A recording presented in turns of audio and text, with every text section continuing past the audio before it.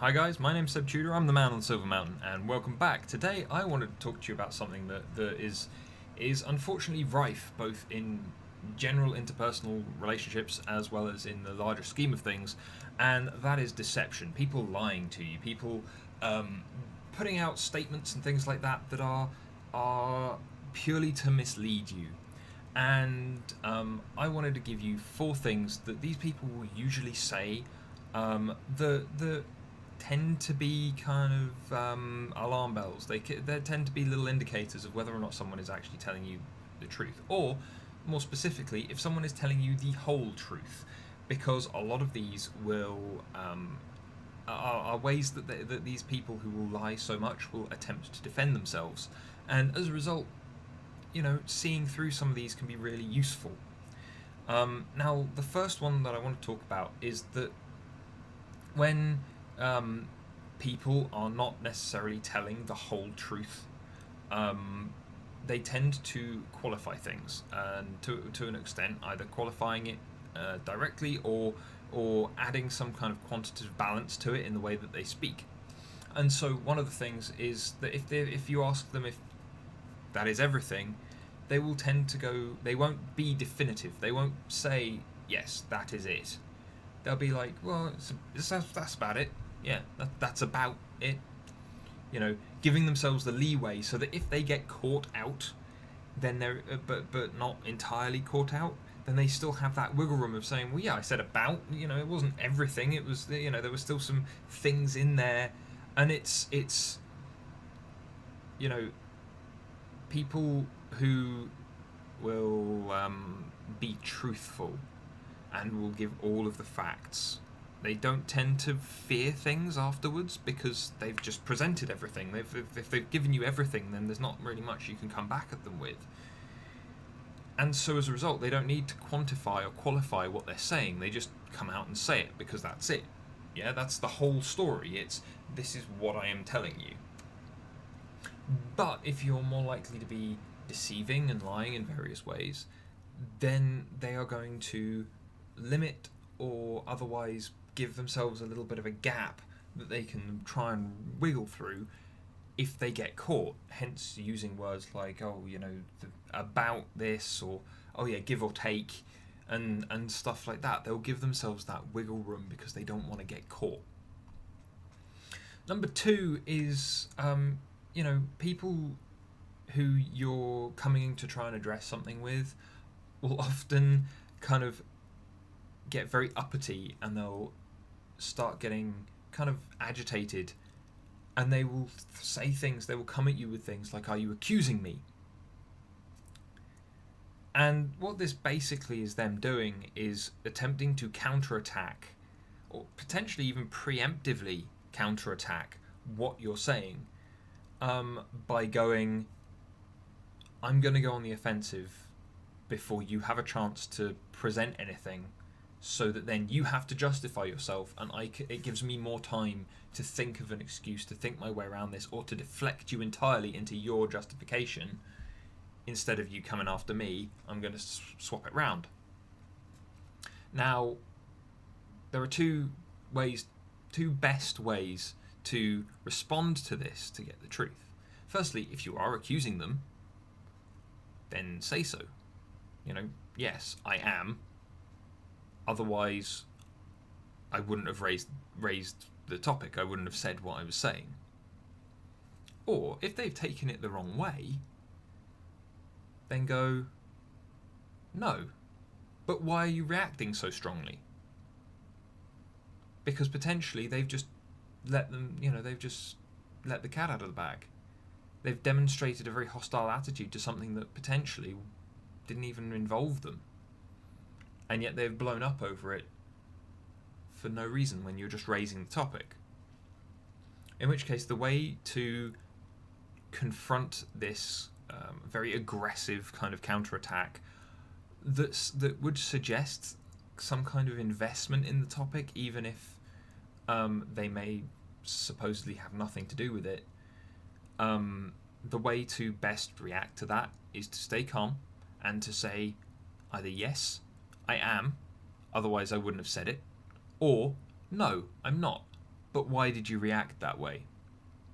Because then they have to justify themselves, and you're back to them being the ones to justify themselves and explain what they're doing, explain their actions, which is what you want to get hold of answers and to see through deception.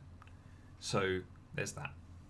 Number 3 is, again, if with the whole accusing things, people will say, well, you can't prove that. You might not even been talking about proving it. You're just talking about a situation that's occurred or their potential involvement, but they'll go, you can't prove that. Especially if you aren't talking about proof. Them suggesting you can't prove it, potentially a suggestion that there is proof, but they know where it is. And that it exists to support whatever you're saying, but they're not entirely sure if you've discovered it, or even if they are aware of it, in which case that fear creeps back in. So either they know and they say you can't prove it, matter of fact, straightforward, in other words, probably suggesting that they know that you can't prove it, or they go, you can't prove that, in which case they hope you can't, and they're fearful of it because potentially you have something that they weren't aware of, that they didn't pick up on. And so then it's kind of a very interesting situation where you can either tease out what that proof might be or not. Especially if it's in straightforward kind of interpersonal relationships, then I wouldn't see you looking to bluff your way through it or to try and tease the proof out of them. I would say, well, you've just demonstrated the there's the you either know that I can't prove it or you're afraid of proof, in which case you don't seem to be innocent here. And I'd probably get up and leave the situation because they're obviously not worth talking to about it. But in a workplace, I would probably then pick this person to pieces. But anyway, the last one, and this one's usually fun. A normal person will make direct denials. They will go, I didn't do that. They might continue afterwards if they're continually insistent that they haven't done a thing, and then they want to know why they're being questioned. But if the first port of call in answering questions and so on is them going, well, why would I do that?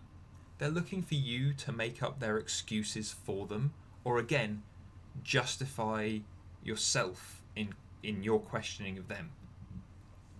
Don't let them do this. The response, the best response would probably to not allow them the time that they're looking for to generate a better answer.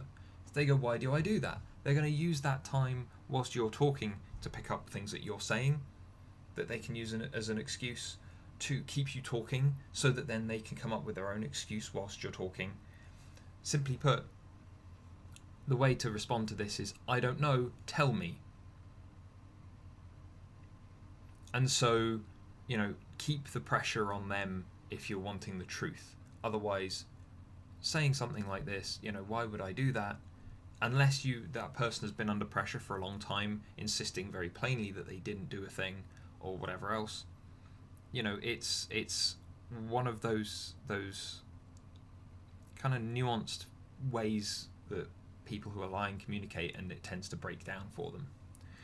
But anyway, I wanted to bring this up because we have a lot of people nowadays on social media, on TV, who we talk to on the street, in our families, our friends, everybody. And everyone's living in their heads an awful lot, and there's an awful lot of the whole post-truth, post-fact thing going on. And as a result, there are an awful lot of people who aren't putting across the objective truth, or they know full well that they're lying, but they're living in some kind of denial with themselves. In which case, knowing how to catch people out and just observe where these kind of alarm bells might start ringing, having that awareness will potentially allow you to work out how better, the best possible way to proceed without running into roadblocks and problems along the way. But anyway, thank you very much, guys. I hope you guys found this useful. Again, it's a very nuanced topic, deception, and working out when people are deceiving you. These are a few things that I use because they tend to be things that demonstrate that people are thinking, or that people are trying to protect themselves, where if you're innocent and honest, then you don't need that kind of protection. But obviously they're not 100%, you know, no one should be taking these and trying to go off and play Inquisitor, and it just over one person using one of these phrases in a very casual way. Just saying. But thank you very much for taking the time to sit and chat with me, guys, and I will see you guys in the video tomorrow. Take care. Thank you very much for watching, guys. If you enjoyed this or found it entertaining or interesting, then please drop me a like and subscribe for more, and I'll see you in the video tomorrow. Take care.